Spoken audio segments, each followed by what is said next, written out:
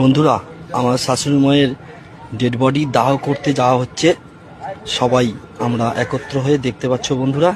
আমি শুনেছি যারা মারা যায় তার আত্মা পরে 73 দিন বাড়িতে আছে। তো এই লোকটা যে পাপ করছে তো মনে হয় না 73 দিন আত্মাটা এসে একে বাঁচিয়ে রাখবে। আবার এরকমও মনে হচ্ছে যে যদি মরে যায়, কারণ যে পাপ যে ভুল করেছে 73 দিন পর্যন্ত বাঁচবে না, যদি মরে যায় তাহলে ভিডিওটাকে আপলোড করলো। আবার এমনও হতে পারে যে ভিডিওটা আপলোড করার পরে 73 আগে ভিডিওটা আপলোড করেছে এবং তারপরে ওই মৃত আত্মা এসে এই মালকের সাথে যার সাথে নিয়ে চলে গেছে। আর আজকে আমি খুবই ব্যস্ত, কাউকে ভালোবাসা দিতে পারছি না, রিপ্লাইও করতে পারছি না। প্লিজ আমায় ক্ষমা করবে বন্ধুরা, ভালোবাসা দিয়ে পাশে থাকবে। আমি আমার শাশুড়ি মায়ের মৃত্যুর জন্য ব্যস্ততা আছি। আর এখানে দোষটা শুধু এই জামাই একার না, আমার মতে এখানে দোষ শাশুড়িরও আছে।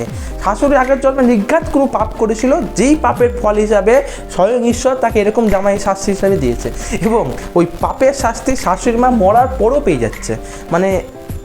শাশুড়ি মা মনে হয় বড় সড়ো কোনো একটা পাপ করেছিল, যদি পাপ না করতো তাহলে এত বড় প্রায়শ্চিত্ত করতে হতো না এইরকম জামাই পেয়ে। আমরা একত্র হয়ে দেখতে পাচ্ছ বন্ধুরা।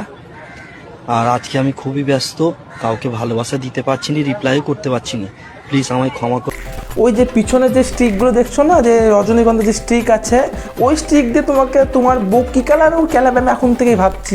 এখন কেসটা বলো তো, তোমার বউ এখন কান্না করতে ব্যস্ত, হচ্ছে মা মরে গিয়েছে তাই জন্য। যখন দেখবে যে তুমি তার মায়ের মৃত্যুর পরে এরকম ভিডিও বানিয়েছো, নিজ্ঞাত তোমার কপালে শনি নাচছে। আমার মনে হয় না এতক্ষণ পর্যন্ত তুমি বেঁচে আছো। 73 দিন মনে হয় শাশুড়ি আত্মা এসে তোমাকে নিয়ে যাবে, না হলে তোমার বউ তোমাকে সাধ্যের পরের দিনই তোমার সাধ্য হবে। কারণ যখনই দেখবে তোমার ভিডিওটা সেদিন থেকে গুণা শুরু হবে তোমার 13 দিন, তারপরে তোমারও সাধ্য পরপর 2 দিন সাধ্য। এদের গ্রামের লোকগুলো ভালো, পরপর 2টো ভোজ খেতে পারবে, একদিন মাছের পেটি খাবে, একদিন মাছের পিস খাবে। যাই হোক, কাকার জীবনে থাকুক, কাকাকে বেশি নারী লাভ নাই, যতই হোক কাকার শাশুড়ি। চলো নেক্সট টপিকে যাওয়া যাক। সো হ্যালো গাইস, আমি মাধ্যমিকে টোটাল 101 নম্বর নিয়ে ফেল করছি। এখানে সব থেকে বড় হাত হলো আমার বয়ফ্রেন্ডের। তো তোমরা যদি এভাবে পাশে থাকো, আমি আরো দূরে আগাবো, আরো বেশি ফেল করবো। এভাবে পাশে থাকো আমার। বোন রে, এখন কিচ্ছু মনে হবে না, এখন কিচ্ছু বুঝতে পারবি না। আমি ধরেও নিলাম তোর এই বয়ফ্রেন্ডের সাথে বিয়ে হয়েছে, এই যে সারাদিন বয়ফ্রেন্ডের সাথে পড়িয়ে ফেল করার ফল তো এখন বুঝতে পারবি না। 10 বছর পর যখন ভাতের হাড়ির কালে তুলতে হবে না, তখন মনে হবে ইস, যদি আমি সেদিনকে একটু ভালো করে পড়তাম, আজকে কোনো জায়গায় ভালো চাকরি করতাম। লোকের ভিতর থেকে সেফটি পিন দিয়ে কালি বার করতে করতে মনে পড়বে, আফসোস করবে, এরকম কালি বার করবে করতে হবে। সেদিনকে যদি আমি বয়ফ্রেন্ডের কথাতে না আসতাম, আজকে আমার জীবন, বয়ফ্রেন্ডের জীবন, দুজনের জীবনে শেষ হতো। নখ থেকে যখন ওই ভাতের হাড়ি কালি বার করতে করতে এগুলো মনে পড়বে না, তখন বুঝতে পারবি যে আকুনের ভুল সেই সময় কত বড় প্রায়শ্চিত্ত করতে হচ্ছে।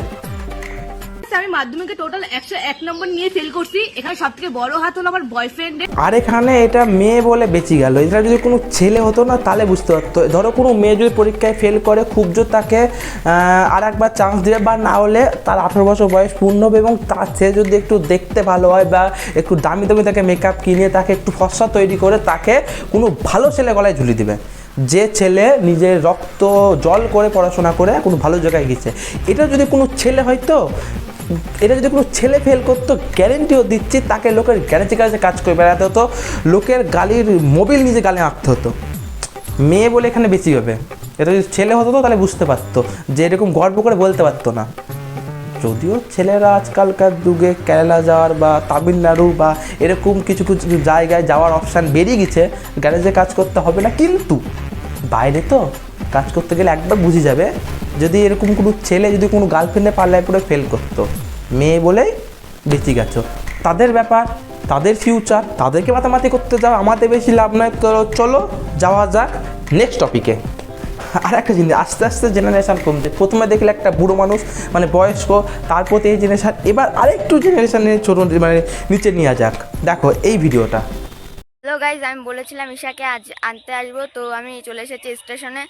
ও ঈশাকে আনতে এসেছে স্টেশনে, দেখি এবার কি হয়।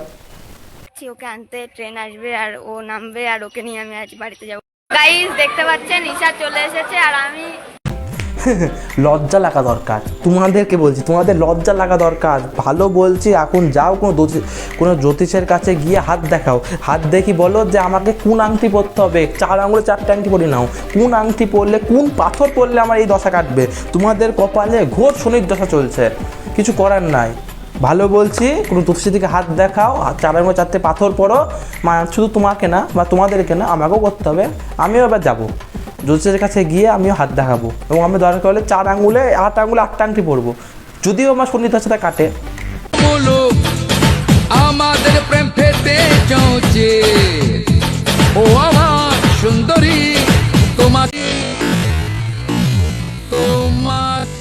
মনে হয় দোষ তো আমার একার না, পোলিওর দোষ। আমাদের জেনারেশনে যেই পোলিও খাইছে সেই পোলিওতে এমন দোষ দেওয়া ছিল যাতে আমাদের কোনোদিন মানে প্রেম হবে না, সিঙ্গেলে থাকতে হবে। আর এখনকার যে আধুনিক মানে পোলিও যেগুলো উঠে গেছে, এখনকার বাচ্চাদেরকে যে পোলিও খাচ্ছে, ওই পোলিও আমাকে খেতে হবে। ওই পোলিওর মধ্যে এমন কিছু দিচ্ছে যার জন্য এখনকার বাচ্চারা অল্প বয়সে পেকে যাচ্ছে, মানে ভালো মানে কার্বাইড ব্যবহার করছে। আর আমাদেরকে এমন দিত, কার্বাইডের সংখ্যাই ছিল না আমাদের পোলিওতে। আর এখন যে পোলিওগুলো দিচ্ছে ভরে ভরে কার্বাইড দিচ্ছে। আর আমাকে এই কার্বাইড মানে হচ্ছে আম পাকানোর একটা জিনিস বলতে পারো, যার থেকে আম কলা এসব পাকানো হয়। এখনকার জেনারেশনকে উন্নত মানের কার্বাইড দিয়ে পোলিও খাওয়ানো হচ্ছে, যার জন্য তারা অল্প বয়সে পেকে যাচ্ছে। আর আমাদের পোলিওতে কোনো কার্বাইডের সংখ্যাই ছিল না। আমাদের পোলিও যদি কার্বাইড দিত তাহলে আমরাও এই বয়সে প্রেম করতে পারতাম। দোষটা হচ্ছে পোলিওর। যাও জ্যোতিষকে হাত দেখাও, তাও যদি কোনো সলিউশন না হয় এখনকার পোলিও খাবো। দেখো তুমিও পেকে যাবে, তোমারও কোনো একটা মানে গার্লফ্রেন্ড হলে, মানে ছেলে হলে গার্লফ্রেন্ড, মেয়ে হলে বয়ফ্রেন্ড পেয়ে যাবে। তো ভিডিওটা এখানে শেষ করছি। যদি ভিডিওটা ভালো লাগে তো অবশ্যই সাবস্ক্রাইব করো, আর লাইক ইচ্ছা হলে করবে, আর কমেন্টে জানাও। দেখা হচ্ছে নেক্সট ভিডিওতে। টাটা।